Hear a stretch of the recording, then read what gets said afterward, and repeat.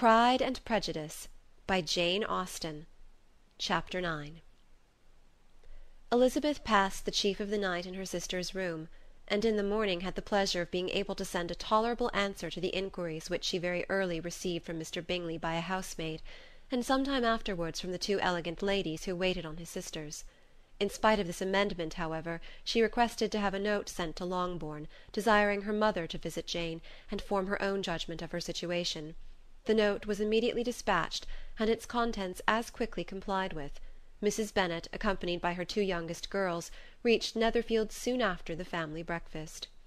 Had she found Jane in any apparent danger, Mrs. Bennet would have been very miserable; but being satisfied on seeing her that her illness was not alarming, she had no wish of her recovering immediately, as her restoration to health would probably remove her from Netherfield. She would not listen, therefore, to her daughter's proposal of being carried home. Neither did the apothecary, who arrived about the same time, think it at all advisable. After sitting a little while with Jane, on Miss Bingley's appearance and invitation, the mother and three daughters all attended her into the breakfast parlour. Bingley met them with hopes that Mrs. Bennet had not found Miss Bennet worse than she expected. "Indeed I have, sir," was her answer. "She is a great deal too ill to be moved. Mr. Jones says we must not think of moving her. We must trespass a little longer on your kindness." "Removed?" cried Bingley. "It must not be thought of. My sister, I am sure, will not hear of her removal." "You may depend upon it, madam," said Miss Bingley with cold civility, "that Miss Bennet will receive every possible attention while she remains with us." Mrs. Bennet was profuse in her acknowledgments. "I am sure," she added, "if it were not for such good friends, I do not know what would become of her, for she is very ill indeed, and suffers a vast deal, though with the greatest patience in the world, which is always the way with her, for she has, without exception, the sweetest temper I have ever met with. I often tell my other girls that they are nothing to her. You have a sweet room here, Mr. Bingley, and a charming prospect over the gravel walk. I do not know a place in the country that is equal to Netherfield. You will not think of quitting it in a hurry, I hope, though you have but a short lease." "Whatever I do is done in a hurry," replied he, "and therefore if I should resolve to quit Netherfield, I should probably be off in 5 minutes. At present, however, I consider myself as quite fixed here." "That is exactly what I should have supposed of you," said Elizabeth. "You begin to comprehend me, do you?" cried he, turning towards her. "Oh yes, I understand you perfectly." "I wish I might take this for a compliment, but to be so easily seen through, I am afraid, is pitiful." "That is as it happens. It does not follow that a deep, intricate character is more or less estimable than such a one as yours." "Lizzy," cried her mother, "remember where you are, and do not run on in the wild manner that you are suffered to do at home." "I did not know before," continued Bingley immediately, "that you were a studier of character. It must be an amusing study." "Yes, but intricate characters are the most amusing. They have at least that advantage." "The country," said Darcy, "can in general supply but a few subjects for such a study. In a country neighbourhood you move in a very confined and unvarying society."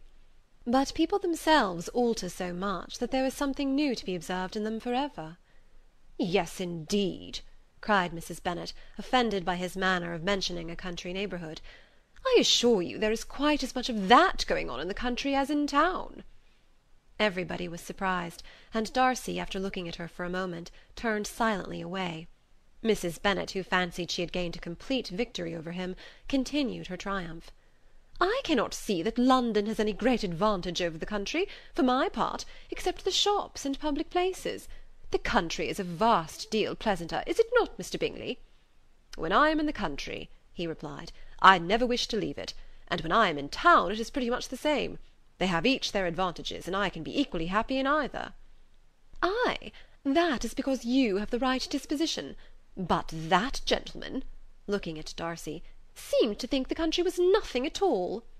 "Indeed, mamma, you are mistaken," said Elizabeth, blushing for her mother. "You quite mistook Mr. Darcy. He only meant that there was not such a variety of people to be met with in the country as in town, which you must acknowledge to be true." "Certainly, my dear, nobody said there were. But as to not meeting with many people in this neighbourhood, I believe there are few neighbourhoods larger. I know we dine with 24 families."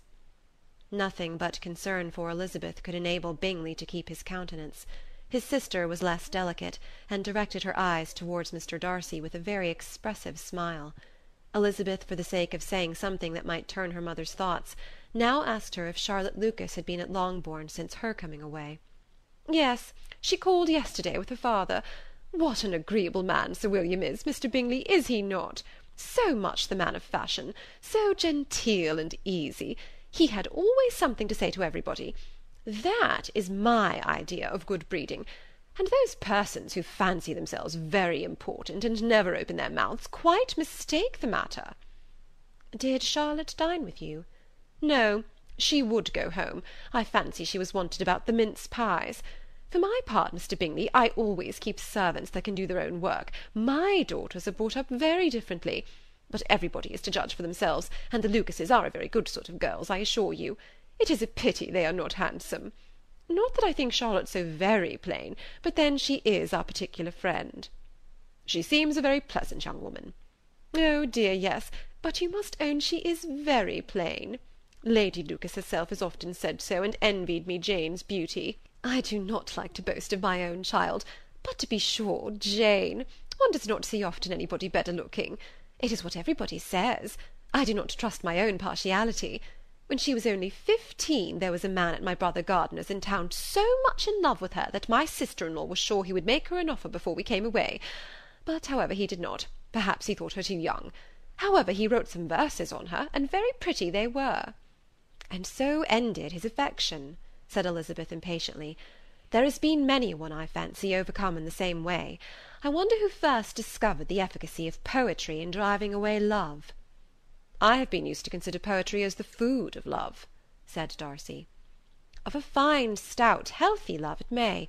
Everything nourishes what is strong already. But if it be only a slight, thin sort of inclination, I am convinced that one good sonnet will starve it entirely away." Darcy only smiled, and the general pause which ensued made Elizabeth tremble lest her mother should be exposing herself again. She longed to speak, but could think of nothing to say, and after a short silence Mrs. Bennet began repeating her thanks to Mr. Bingley for his kindness to Jane, with an apology for troubling him also with Lizzie. Mr. Bingley was unaffectedly civil in his answer, and forced his younger sister to be civil also, and say what the occasion required. She performed her part indeed without much graciousness, but Mrs. Bennet was satisfied, and soon afterwards ordered her carriage. Upon this signal, the youngest of her daughters put herself forward. The two girls had been whispering to each other during the whole visit, and the result of it was, that the youngest should tax Mr. Bingley with having promised, on his first coming into the county, to give a ball at Netherfield. Lydia was a stout, well-grown girl of 15, with a fine complexion and good-humoured countenance, a favourite with her mother, whose affection had brought her into public at an early age.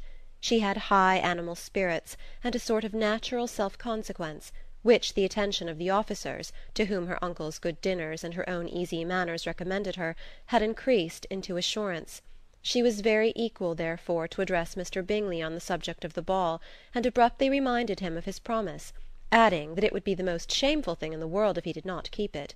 His answer to this sudden attack was delightful to their mother's ear.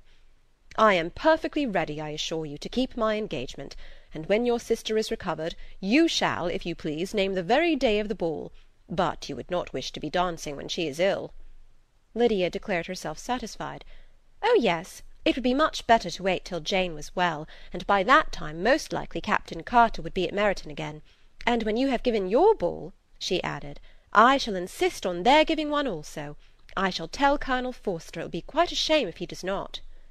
Mrs. Bennet and her daughters then departed, and Elizabeth returned instantly to Jane, leaving her own and her relations' behaviour to the remarks of the two ladies and Mr. Darcy, the latter of whom, however, could not be prevailed on to join in their censure of her, in spite of all Miss Bingley's witticisms on fine eyes. Chapter 9